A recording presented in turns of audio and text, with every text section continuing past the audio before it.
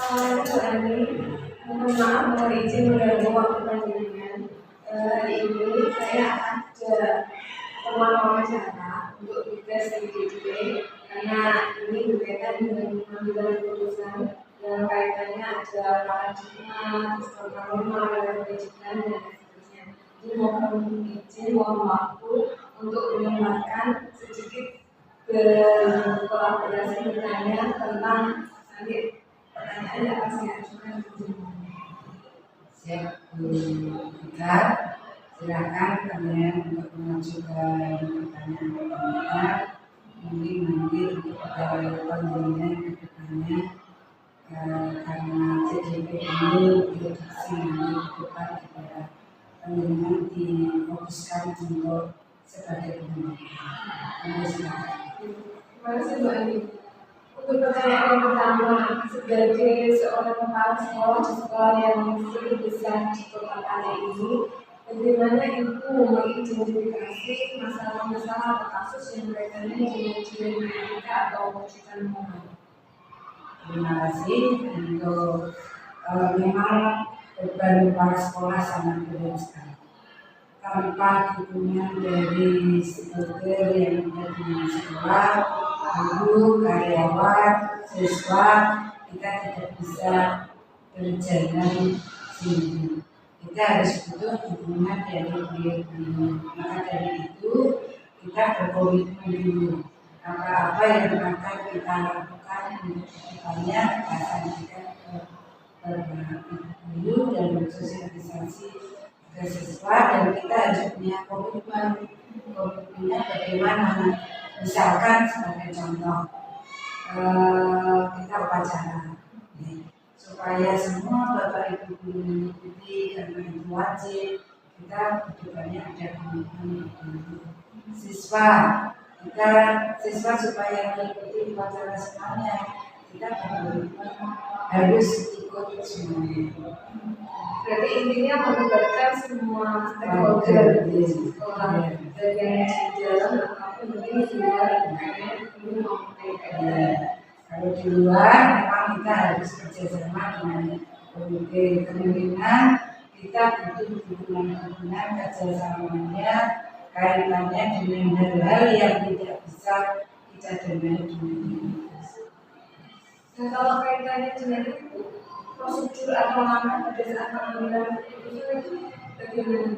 Kalau kita untuk pengambilan keputusan sebagai pimpinan tidak bisa kita langsung memutuskan. Kita pasti ada koordinasi lebih dahulu dengan guru karyawan. Kita sampaikan kebijakan apa yang akan kita lakukan dan aturan-aturan apa yang akan kita lakukan. Kita tidak bisa. Pimpinan harus memutuskan seperti ini, tidak bisa. Kita harus bagaimana sosialisasi dengan warga sekolah, menyampaikan dengan komite. Berarti langkahnya ada tidak langsung tergantung pada Tidak bisa. Tergantung apa yang akan kita hadapi. Misalkan di siswa, tingkat kenakalannya siswa harus seperti ini, kita lihat dulu tingkatannya seperti ini. Berarti harus terjadi melihat situasi kondisi serta kasus yang dihadapi. Berarti kemudian jadi ada dua pertanyaan. Kira-kira langkah yang efektif serta tantangannya apa dalam memutuskan sesuatu yang ini dilematis?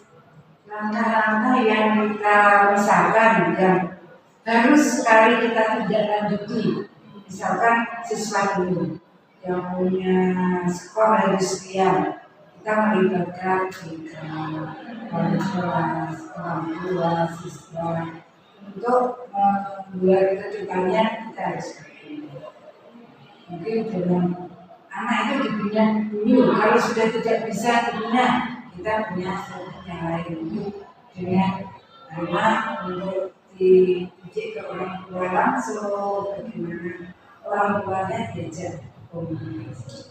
Kemudian tantangannya apa Bu? Kira-kira pernah menghadapi tantangan dalam mengambil keputusan? Kalau tantangan dalam mengambil keputusan ya memang banyak sekali. Sebagai contoh yang sederhana saja, kita mengambil kebijakan sebagai contoh disiplin kita sendiri yang kita lihat. kita setiap hari harus memakai atribut yang lengkap.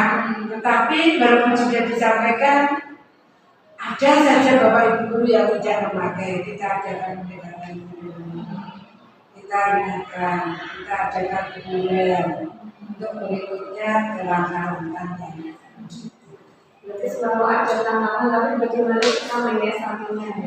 tantangan itu selalu ada, dan kita harus posisi berada di yang benar. Jangan sampai sebagai pemimpin memihak ke satu, dua, kita harus. Nah, berarti kalau melihat kasus kan banyak gitu. Kasus banyak, terus tantangannya juga banyak. Nah, dari kasus itu, apakah itu punya tata kelola atau jadwal? Artinya gini, oh kasus ini harus saya selesaikan sekarang, oh kasus ini saya tunda dulu. Jadi punya jadwal atau schedule untuk menyelesaikan itu. Ya, kita sebagai pimpinan kepala sekolah harus punya yang urgent harus ditangani apa, yang harus kita tangani saat itu, dan ini dilihat permasalahannya. Mungkin ada 5 permasalahan. Kita lihat 5 permasalahan itu yang harus segera kita tangani yang mana. Itu yang kita tindak lanjuti, yang urgent. Baru besoknya kita jadwalkan lagi besoknya ini. Jadi tidak harus sehari itu harus kita selesaikan. Berarti kondisional lihat skala prioritas. Yang penting mana yang mungkin bisa dipending.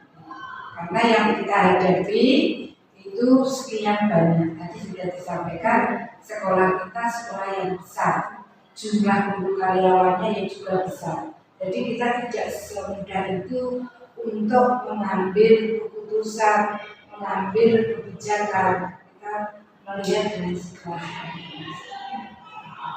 Jadi tantangan cara atau kita tentang skala prioritas, kira-kira mungkin itu punya seseorang atau sesuatu hal yang merupakan faktor pendukung untuk mempermudah mengambil keputusan. Ya, kalau kita mengambil keputusan, kebijakan dari kepala sekolah sendiri. Kita tidak punya pertimbangan. Baru kalau memang kita perlu untuk dipertimbangkan, misalkan siswa, kita melibatkan kita melibatkan kita melibatkan kalau untuk kedisiplinan dari kepala sekolah kita tidak harus kita ada laporan terus kita tidak lanjuti, kita lihat dulu ke lapangan, betulkah laporan ini yang masuk, kan seperti itu. Kita tidak bisa beberapa langsung ada laporan A, kita harus menindak.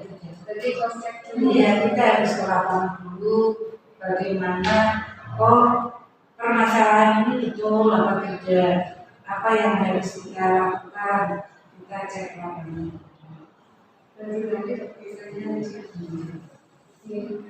Menarik sekali, luar biasa. Masuk pertanyaan yang terakhir. Jadi apa yang sudah disampaikan itu yang sangat luar biasa sekali. Kira-kira pembelajaran apa yang bisa Ibu petik dalam mengambil sebuah keputusan yang tadi mungkin dilematis kaitannya dengan rujukan moral jenis. Ini juga saya akan mencari Bu Vika yang nanti kedepannya kan juga sebagai pemimpin, ya. Tidak semudah itu kita membayangkan, wah saya jadi kepala sekolah.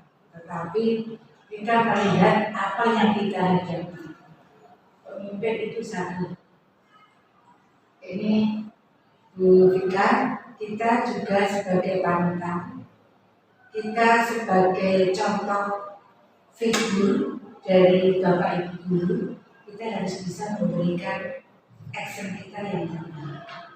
Kemudian juga dari mungkin tutur kata, dari sehari-harinya kita juga bisa memberikan contoh yang terbaik. Kalau ada toh misalkan penilaian dari sekian, tidak mungkin di sekian 89 guru karyawan mendukung kebijakan kita, tidak mungkin. Dan dengan adanya seperti itu kita butuh satu memberi tadi contoh yang terbaik. ya, pendekatan supaya guru itu tidak frontal. Tetapi kalau memang kita mengajukan seperti itu, hal-hal seperti itu ada di dalam kita pelajari dulu. Dengan perlu istilahnya belajar mulai sekarang, karena dengan adanya CGP, saya salut dengan adanya CGP kita dicetak untuk pemimpin ya. Mulai sekarang kita harus bisa belajar, saya harus bisa menggerakkan guru. Itu sudah belajar yang awal, kita harus bisa menggerakkan guru, tidak untuk ada seorang guru yang bagus pandai tapi tidak ilmunya tidak disampaikan ke temannya. Banyak sekali itu, dan harapan kami Bu Bika harus bisa menggerakkan teman-teman itu belajar yang pertama, mengajak teman-teman, memberi contoh teman-teman itu dulu. Baru kita harus kemudian ada perubahan. Apa saya setelah jadi CGP itu perubahan saya terletak di mana? Nah itu nanti makanya kemarin saya juga dapat tugas CGP GP itu harus dibekali kepala sekolah dari manajemennya, attitude-nya seperti itu. Nah itu ketika mulai dari sekarang kita belajar, kemudian memberi contoh anak, pembelajarannya ini CGP, pembelajarannya masih tetap sama. Perbedaannya apa? Biasa dengan CGP kan harus ada perbedaan seperti itu kan. Terima kasih banyak Ibu, luar biasa ilmunya dari apa yang sudah dipaparkan. Bisa saya ambil ilmu dan manfaatnya, semoga nanti bisa saya terapkan di pembelajaran atau ya dengan teman-teman juga di dunia. Dan terima kasih atas waktu yang diberikan kepada saya. Semoga Bu Adi sukses ke depannya, terus keluarganya sehat, berkah, dan kita mungkin bisa ngobrol lagi atau bisa wawancara dengan tema lain yang berbeda. Akan berusaha ada sesuatu yang bisa sukses, lulus dengan nilai yang baik, dan kedepannya kita adalah generasi penerusnya. Semoga kita sukses menjadi pemimpin, tidak hanya cukup GP yang berhenti di guru. Harapan saya seperti itu. Dengan harus bisa menantikan saya dengan nilai yang luar biasa, harus lebih banyak belajar ketika untuk mengalami apa yang ada di bumi.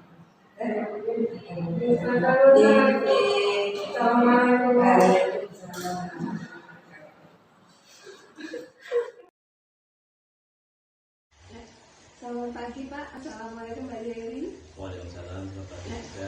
Selamat pagi Pak, Assalamualaikum Mbak Dewi. Waalaikumsalam, selamat pagi juga. Mohon izin, ini saya mengajukan wawancara besok dengan jenengan terkait dengan pengambilan keputusan di sekolah yang Bapak pimpin, di mana keputusan itu kan butuh ada berbagai macam paradigma, pengujian dari berbagai sudut pandang yang mungkin ada dilemanya. Nah, di sini nanti saya akan mengajukan beberapa pertanyaan dan mohon untuk Bapak bisa menjelaskan dengan detail apa yang nanti saya pertanyakan ke Bapak. Iya, silakan Bu. Selama saya bisa menjawab dan membantu apa yang dengan bukan, insya Allah saya akan jawab. Gimana kabar? Sebelumnya Pak Pak? Alhamdulillah baik-baik saja. Gimana kabar keluarga? Alhamdulillah ya seperti ini, sehat-sehat semuanya. Alhamdulillah. Iya. Ya, bisa ini ya kita ngambil waktu sebentar nih Pak. Iya. Sedikit kita ngobrol. Iya, ngobrol. Iya. Yang pertama Pak, saya ingin bertanya, selama ini bagaimana Bapak dapat mengidentifikasi kasus-kasus yang merupakan dilema etika atau bukan moral? Oke. Berangkat dari perjalanan waktu,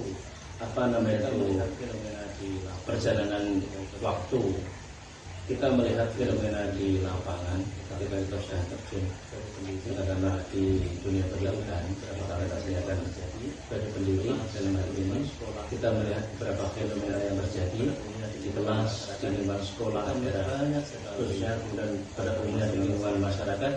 Kita melihat banyak sekali masalah-masalah yang dihadapi oleh anak kita, anak didik kita. Kita melihat itu banyak sekali, kompleks sekali masalahnya.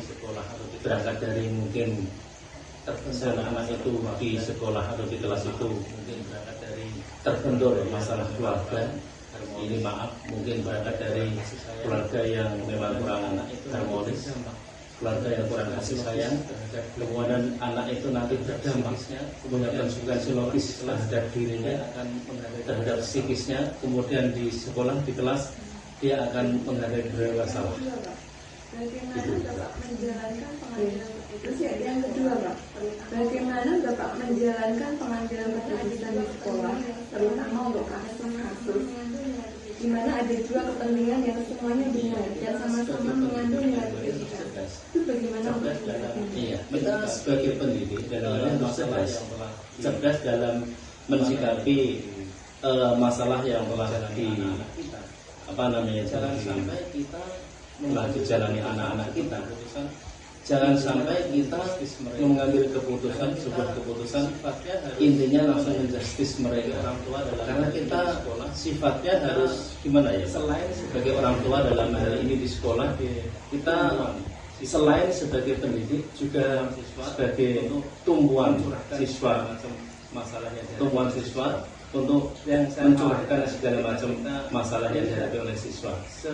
Yang saya khawatirkan ketika kita melihat salah satu siswa melakukan tindakan atau masalah yang mungkin dari pandangan kita, perspektif kita, masalah itu salah menurut kita. Mungkin berbeda pandangan dengan anak didik kita. Saya melakukan masalah, saya melakukan tindakan ini dan sudah saya anggap benar. Nah, itu kita harus cerdas dalam menangani dan dalam memutuskan apakah anak ini memang benar-benar salah atau memang harus ada tindakan-tindakan ke depan. Jangan gegabah karena kita sebagai pendidik sekaligus jangan gegabah karena kita sebagai pendidik sekaligus sebagai orang tua di sekolah. Nah, nanti berikutnya langkah atau prosedur yang Bapak ambil untuk dapat keputusan yang benar itu bagaimana? Sebelum melakukan tindakan, kita harus melakukan tindakan preventif sebelum melakukan tindakan selanjutnya.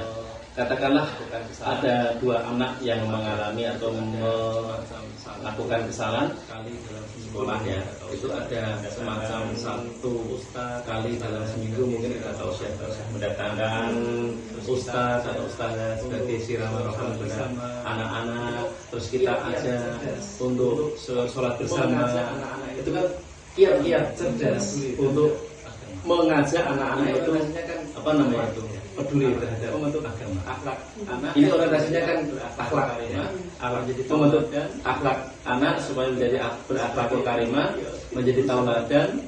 Makanya kita sebagai pendidik ya kita berusaha ikhtiar, doa, usaha, petunjuk, dan kita serahkan pada Allah. Kita kan tidak punya hidayah, tidak punya petunjuk.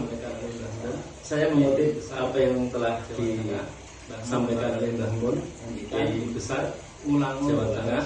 Mbah Mun telah menghentikan ulang wis rasa mikir minta puncak. Iku wis urusan Gusti Allah, nek masalah berangkat dari itu kita sampaikan ilmu.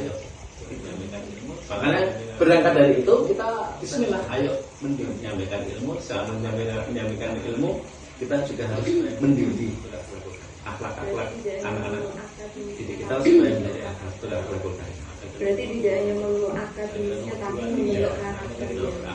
Karena itu nomor berbicara masalah 2-3 akademik itu berakhlak. Karena ilmu itu kan berbicara masalah akademik itu kan ilmu.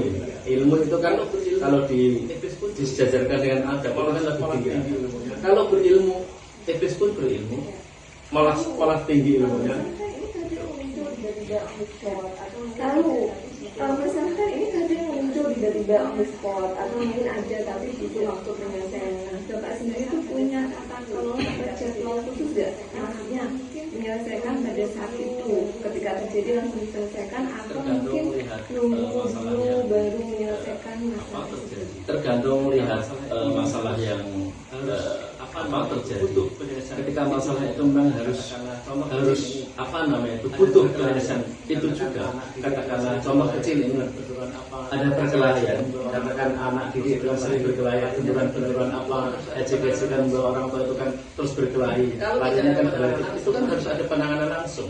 Dikhawatirkan kalau tidak ada penanganan langsung nanti pulang sekolah, nanti dikhawatirkan ketika sudah selesai pulang sekolah nanti ancaman di jalan-jalan malah semakin besar. Lihat seperti itu contoh ketika penanganan. Kita juga harus lihat kondisi apakah harus menunggu ini taraf masalahnya kecil, sedang, dan harus ada penanganan langsung dan tidak langsung. Itu kita juga harus bisa melihat. Berarti termasuk teknik prosedurnya ya, artinya bisa langsung saat itu juga, bisa ditunggu juga tergantung dari kasus yang terjadi. Baik.